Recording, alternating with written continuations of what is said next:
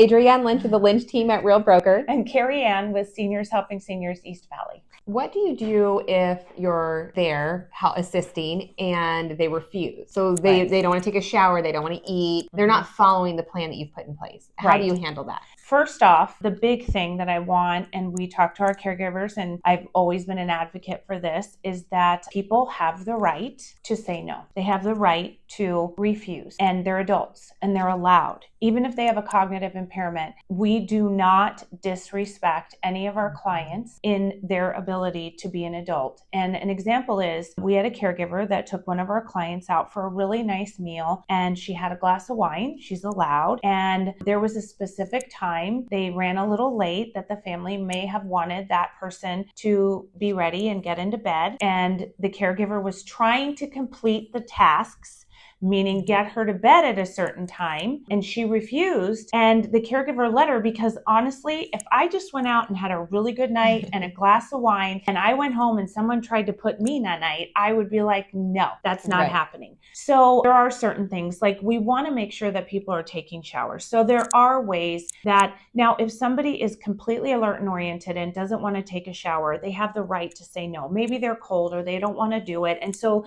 then we just alter it and change it. And then we have a conversation about, we want to make sure that everybody's staying clean and we're doing the things that we need to do to keep them healthy also. And they just may not want to do it at the time, and that's fine. But when there's a cognitive impairment involved, there's strategies that we can use to help them help themselves complete tasks like activities of daily living, like showering, that we will help our caregivers with. Also too, as far as eating, meds, all those things, it's very specific to that person, but we also want to give them the ability to say no and to say, I'll do that later. But we have to follow up to make sure that certain things get completed so that their health and well-being is there. But, maybe they're just not hungry. And if they eat breakfast the next day, it's okay. Right. So we have to treat people as we would want to be treated, but there are certain things that are kind of non-negotiables that we work with. But overall, they are adults and they have the right to say no, and we have to respect that, but work with them. If you have questions about anything having to do with in-home care, reach out to Kerri Ann. Thank you.